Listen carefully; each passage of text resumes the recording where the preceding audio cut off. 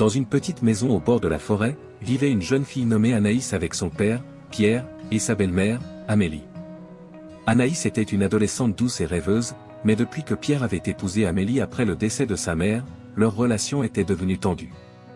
Amélie, une femme sévère et distante, semblait prendre un malin plaisir à rabaisser Anaïs en l'absence de Pierre. Les sourires d'Amélie se transformaient en regards glaciaux dès que Pierre tournait le dos. Anaïs, qui aimait profondément son père, se sentait souvent seule et maltraitée quand il n'était pas là pour la protéger. Chaque fois qu'elle se plaignait à son père des remarques cruelles d'Amélie, Pierre écoutait avec tristesse mais ne semblait pas savoir comment résoudre la situation. Cela rendait Anaïs encore plus désespérée, se demandant si son père la comprenait réellement. Un jour, alors que Pierre se préparait pour un voyage d'affaires prolongé, Anaïs, assise sur le rebord de la fenêtre de sa chambre, le regardait faire ses bagages. Elle sentait l'anxiété monter en elle à l'idée de rester seule avec Amélie pendant si longtemps. Pierre, remarquant l'expression soucieuse de sa fille, s'approcha et la prit dans ses bras. « Ne t'inquiète pas, ma chérie, » murmura-t-il doucement, caressant ses cheveux blonds. « Je vais m'assurer que tout ira bien pendant mon absence. » Anaïs hocha la tête, essayant de croire en ses paroles malgré le poids de l'inquiétude dans son cœur. Pierre, cependant, semblait avoir une idée pour apaiser les craintes d'Anaïs. Avant de partir, il alla dans le grenier de la maison, un endroit où il n'allait que rarement. Là, dans un coin sombre, il installa une boîte de bois robuste, verrouillée avec une serrure solide. « Amélie ne doit pas toucher à cela, » dit-il d'une voix ferme à Anaïs, posant un doigt sur ses lèvres pour signifier le secret. « C'est notre petit secret jusqu'à mon retour. Je veux que tu me promettes de ne pas la laisser s'approcher de cette boîte. » Anaïs acquiesça, ses yeux bleus brillants d'anticipation. Elle se demandait ce que son père avait mis dans la boîte et pourquoi c'était si important. Pierre sourit, lui donnant un dernier baiser sur le front avant de partir pour son voyage, laissant Anaïs avec l'étrange mystère de la boîte verrouillée. Le départ de Pierre laissa une atmosphère de calme tendue dans la maison. Amélie, malgré ses efforts pour paraître indifférente, sentait un poids sur ses épaules. Elle savait que sans la présence de Pierre, elle serait seule avec Anaïs, une situation qu'elle n'avait jamais tout à fait acceptée. Les premiers jours du voyage de Pierre se déroulèrent sans incident majeur. Anaïs et Amélie cohabitaient dans un silence poli, chacune gardant ses distances. Mais bientôt, la curiosité d'Amélie commença à gronder. Elle ne pouvait s'empêcher de se demander ce que Pierre cachait dans la boîte verrouillée dans le grenier. Chaque nuit, alors qu'Anaïs était endormie, Amélie ruminait devant la boîte. Elle se promenait autour du grenier, examinant chaque coin à la recherche d'un moyen d'ouvrir la serrure. Elle fouilla dans les vieux coffres et examina les étagères remplies de souvenirs poussiéreux de la famille. Amélie commença même à poser des questions discrètes à Anaïs sur la boîte, essayant de déterminer si la jeune fille avait une idée de ce qui était à l'intérieur. Anaïs, cependant, était aussi curieuse que réservée. Elle ne savait rien de plus que ce que son père lui avait dit, que la boîte était un secret entre deux. Finalement, l'obsession d'Amélie devint trop forte. Une nuit, alors qu'Anaïs dormait profondément, Amélie décida de prendre les choses en main. Elle fit le tour de la maison à pas de loup, s'assurant que personne ne la surprenait. Arrivée au grenier, elle reprit sa recherche acharnée. Après des heures de recherche infructueuses, Amélie se retrouva près du vieux bureau en bois massif de pierre. Elle ouvrit un tiroir et, entre une pile de vieux journaux, découvrit une petite clé en laiton. Son cœur battait la chamade alors qu'elle réalisa que cette clé pourrait bien être celle de la boîte mystérieuse.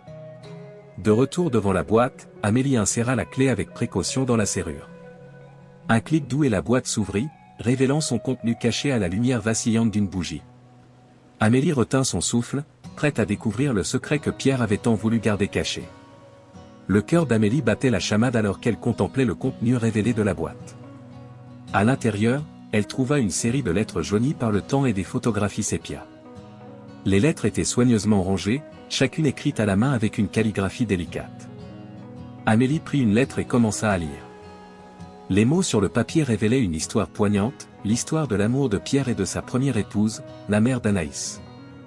Les lettres parlaient de leur bonheur ensemble, de leurs rêves pour l'avenir et des moments doux partagés en famille. En feuilletant les photographies, Amélie découvrit des images figées dans le temps. Il y avait des clichés de Pierre et de sa première femme lors de leur mariage, des moments joyeux avec un bébé Anaïs dans leurs bras, et des scènes de leur vie quotidienne qui semblaient maintenant si lointaines. Les heures passèrent alors qu'Amélie absorbait chaque détail des lettres et des photographies. Elle commença à comprendre la profondeur de la douleur cachée derrière les sourires de Pierre et les silences d'Anaïs. La perte de sa première femme avait laissé une marque indélébile sur sa famille, une blessure invisible mais profonde. Alors qu'elle pliait soigneusement les lettres et remettait les photographies en place, Amélie sentit un mélange complexe d'émotions l'envahir. La curiosité qui l'avait poussée à ouvrir la boîte avait maintenant cédé la place à une empathie sincère envers Pierre et Anaïs. Elle se rendait compte à quel point Anaïs avait besoin d'une mère et à quel point Pierre avait besoin de soutien dans sa douleur silencieuse. Amélie savait maintenant qu'elle devait partager ses découvertes avec Anaïs. Peut-être que cela pourrait aider à guérir les blessures et à rapprocher leur famille d'une manière nouvelle et significative. Après avoir découvert le contenu émouvant de la boîte, Amélie sentit un mélange d'émotions complexes l'envahir. Elle replaça soigneusement les lettres et les photographies dans la boîte, refermant le couvercle avec précaution. Pourtant, malgré la solennité du moment, une question persistait dans l'esprit d'Amélie: que faire maintenant avec cette révélation? Les jours suivants, l'impact des découvertes pesait sur Amélie. Elle observait Anaïs avec un regard nouveau, rempli de compassion et de compréhension.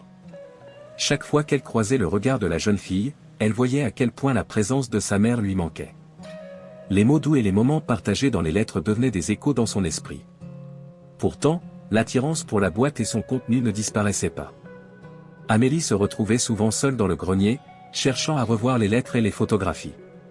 Elle se sentait liée à cette histoire d'amour interrompue, comme si comprendre cette partie cachée de la vie de Pierre pourrait lui donner un nouvel éclairage sur sa propre relation avec Anaïs. Anaïs, de son côté, commençait à remarquer le comportement troublé d'Amélie. Elle était consciente des longues absences de sa belle-mère et des regards insistants qu'elle lançait parfois vers le grenier. Cela raviva les souvenirs des tensions passées entre elles, et Anaïs se demandait si Amélie cherchait quelque chose dans la boîte que Pierre lui avait confiée.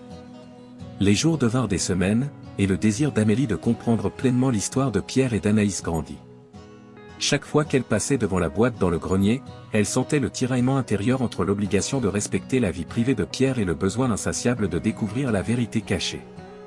L'obsession d'Amélie pour la boîte verrouillée atteignit un point de rupture une nuit où la tentation devint irrésistible.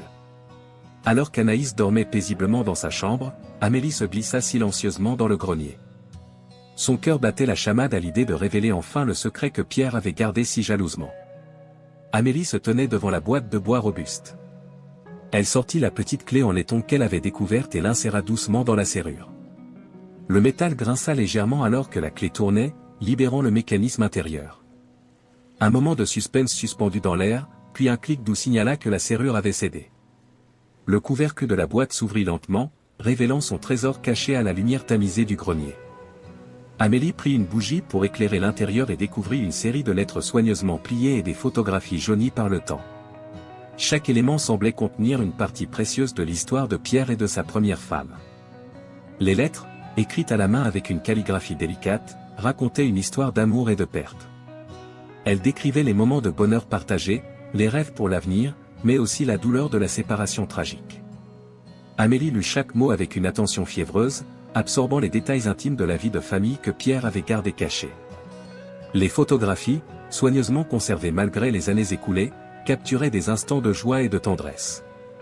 Il y avait des images du mariage de Pierre et de sa première femme, des vacances en famille et des anniversaires d'Anaïs quand elle était encore bébé. Chaque image semblait raconter une histoire silencieuse de bonheur éphémère et de chagrin profond. Alors qu'elle replaçait soigneusement les lettres et les photographies dans la boîte, Amélie sentit un mélange complexe d'émotions. Elle comprenait maintenant mieux la douleur silencieuse de Pierre et le vide dans le cœur d'Anaïs.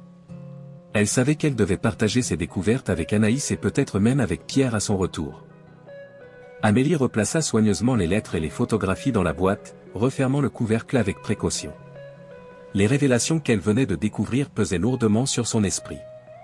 Elle savait maintenant pourquoi Pierre avait gardé ses souvenirs si précieusement cachés, pour protéger sa famille contre la douleur du passé.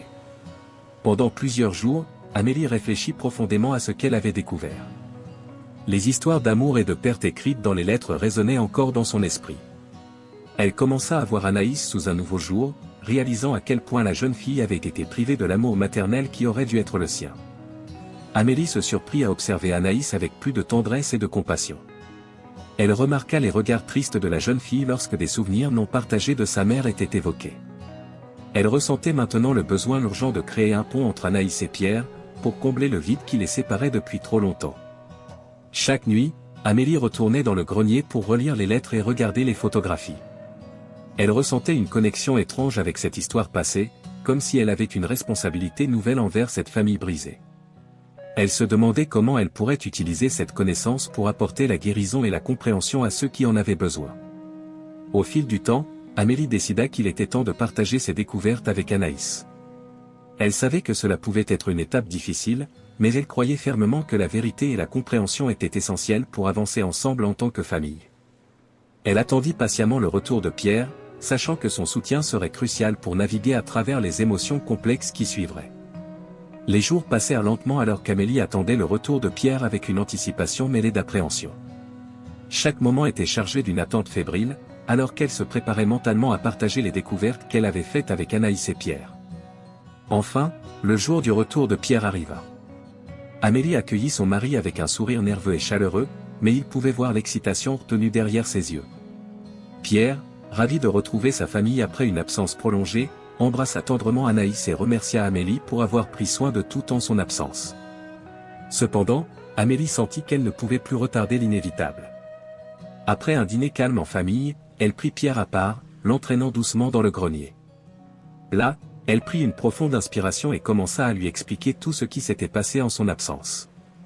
Elle lui parla de la boîte qu'il avait installée avant de partir, de sa curiosité devenue irrésistible, et de ce qu'elle avait trouvé à l'intérieur. Pierre l'écouta attentivement, ses yeux s'assombrissant alors qu'il comprenait ce qu'Amélie avait découvert. Il se sentait à la fois reconnaissant et vulnérable de partager ce côté de sa vie avec sa femme. Ensuite, Amélie appela Anaïs pour les rejoindre. La jeune fille entra timidement dans le grenier, se demandant pourquoi il s'était retiré dans ce lieu chargé d'émotions.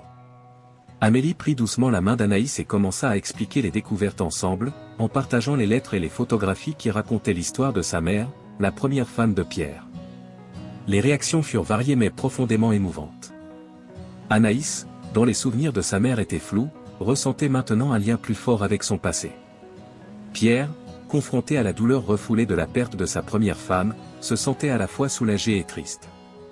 Amélie, qui avait pris une décision audacieuse mais bien intentionnée, se sentait enfin en paix avec elle-même pour avoir révélé la vérité. Dans ce grenier, entre les murs témoins silencieux des vies passées, la famille trouva un début de guérison et de réconciliation. Les secrets avaient été dévoilés, les vérités dites, et à présent, ils pouvaient commencer à reconstruire leur avenir ensemble, plus fort et plus unis qu'avant. Après les révélations poignantes dans le grenier, l'atmosphère dans la maison changea imperceptiblement. Anaïs regardait maintenant Amélie avec des yeux nouveaux, un mélange de gratitude et de compréhension s'éveillant en elle. Elle commença à voir sa belle-mère sous un jour différent, reconnaissant son effort sincère pour unir la famille malgré les tensions passées. Amélie, de son côté, se sentait profondément émue par les réactions de Pierre et d'Anaïs. Elle réalisait à quel point son acte de curiosité avait eu des répercussions inattendues mais précieuses. Elle se sentait plus proche de sa belle-fille, ayant partagé un moment intime qui les avait toutes deux transformées.